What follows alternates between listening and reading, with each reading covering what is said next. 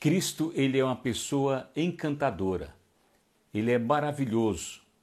Nós precisamos da Bíblia inteira para descrever essa pessoa tão rica e que foi dada para nós. E o livro de Apocalipse é um livro que traz muitos aspectos a respeito da pessoa de Cristo. Aspectos esses que nenhum outro livro traz. Por exemplo, onde está Cristo? O que Cristo está fazendo agora? Eu creio que essa seja uma pergunta que muitos filhos de Deus fazem. Onde está Cristo? Então, Cristo, ele foi apresentado primeiramente nos evangelhos, no livro de Mateus, Marcos, Lucas, João. Nesses 4 evangelhos, ele é apresentado de maneira cabal. Ali vemos muito a respeito da pessoa dele e a respeito da obra. E a última etapa da obra de Cristo na cruz foi exatamente a sua morte. Depois, com ela, veio a ressurreição. E, na sequência, ele ascendeu. Então, onde Cristo está agora? Ele está ascenso nos céus. Ele está nos céus. Mas nós não sabemos qual é a atividade que Cristo está exercendo ali. Então, o livro de Atos é um livro que mostra os apóstolos trabalhando, seguindo aquela orientação que o Senhor deu em Mateus capítulo 28, dizendo que os discípulos deveriam pregar o evangelho por todo o mundo. Então, quando o Senhor Jesus se tornou um Espírito e ascendeu aos céus, dali ele controla todas as coisas. Ele levanta pessoas para, por exemplo, pregar o evangelho. Ele converte o coração do pecador para que possa amá-lo e receber a sua salvação. Então Cristo está nos céus e tudo que os evangelhos, os evangelistas estão fazendo ali no livro de Atos é impulsionado e orientado por essa pessoa que está coordenando todas as coisas a partir dos céus. Então, o que Cristo faz ali? Em primeiro lugar, ele é o nosso cordeiro e ele é o nosso leão. Ele é aquele que lida com o diabo, ele vai tratar completamente com este dragão. A antiga serpente que se desenvolveu e se tornou um dragão. O Senhor vai tratar com esse dragão. Então ele é o leão da tribo de Judá. Por outro lado, ele é o cordeiro de Deus que tira o pecado do mundo. E dentro do capítulo 5 é mostrado o Senhor ali como aquele que lida com os nossos pecados, que nos lava dos pecados que nós cometemos na medida que nós nos arrependemos e os confessamos diante dele. Por outro lado, Cristo também é aquele que é digno de abrir o rolo. Capítulo 5 mostra isso. Diz assim: vi na mão direita daquele que estava sentado no trono um livro, escrito por dentro e por fora, de todo selado, com 7 selos. Vi também um anjo forte que proclamava em grande voz: quem é digno de abrir o livro e de lhe desatar os selos? Ora, nem no céu, nem sobre a terra, nem debaixo da terra, ninguém podia abrir o livro, nem mesmo olhar para ele. Eu chorava muito.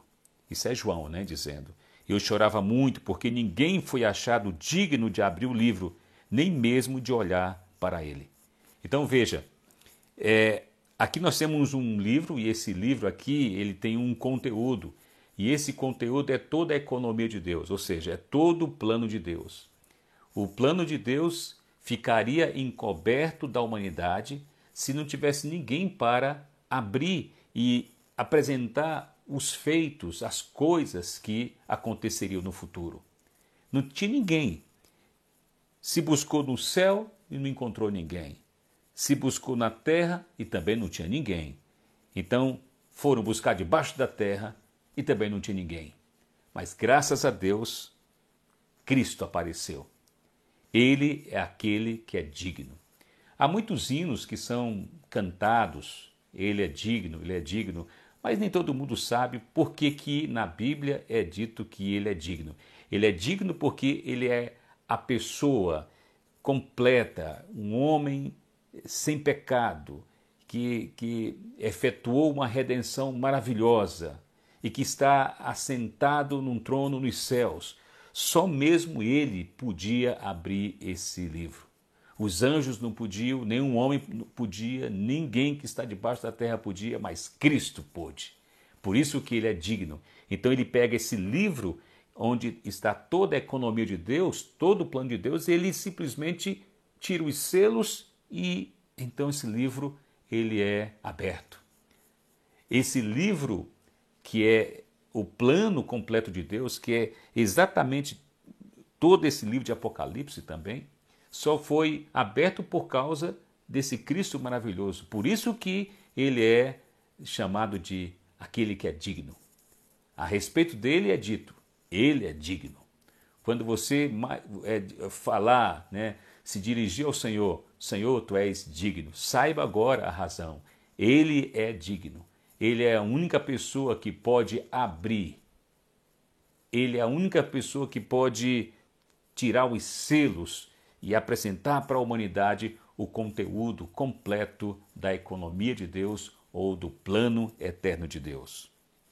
E é muito importante que a gente saiba que nós temos aqui 3 grupos de 7. Nós temos os 7 selos, porque esse é o conteúdo que estava naquele livro, 7 selos. Então esse é o primeiro grupo de 7. Então ele abre selo por selo.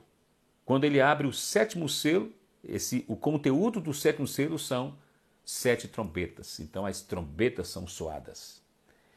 E quando a última trombeta, esse é o segundo grupo de 7 trombetas. Quando a última trombeta é soada, então abre, então aparecem as taças. E dentro das taças você tem ali a ira e a cólera de Deus, onde ele vai derramar sobre esse mundo, sobre os pecadores, sobre o pecado, sobre todos os seus inimigos. Então, 3 grupos de 7 selos, 7 trombetas, 7 taças. Isso é o conteúdo que estava dentro daquele livro. E o Senhor, ele foi digno, e ele é digno para abrir esse conteúdo, abrir o livro e apresentar tudo que está ali. Esses 3 grupos de 7 definem e descrevem tudo o que vai acontecer nesse mundo. Cada selo que é aberto traz um episódio importante que vai acontecer nessa terra. Quando cada trombeta é soada, quando ela é soada, algo acontece nessa terra. E no final da grande tribulação, o Senhor vai derramar as suas taças. São 7 taças sobre o mundo inteiro, sobre os pecados, sobre os pecadores, sobre o falso profeta, a besta. Então, louvado seja o Senhor, porque Ele é digno.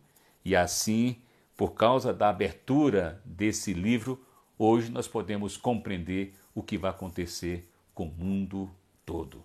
Então, não foi uma coisa pequena o Senhor ter passado por todo esse processo, ter passado por todas as provas e ter vencido cada uma delas. Isso o fez digno para abrir o conteúdo desse livro. Agora é sua vez de desfrutar, de entender, de ler o que está dentro desse livro. A parte dele, ele já fez. Foi exatamente abrir o livro. A nossa parte, a minha parte, a sua parte é ler, entender, desfrutar, nos alegrar e viver. Louvado seja o Senhor.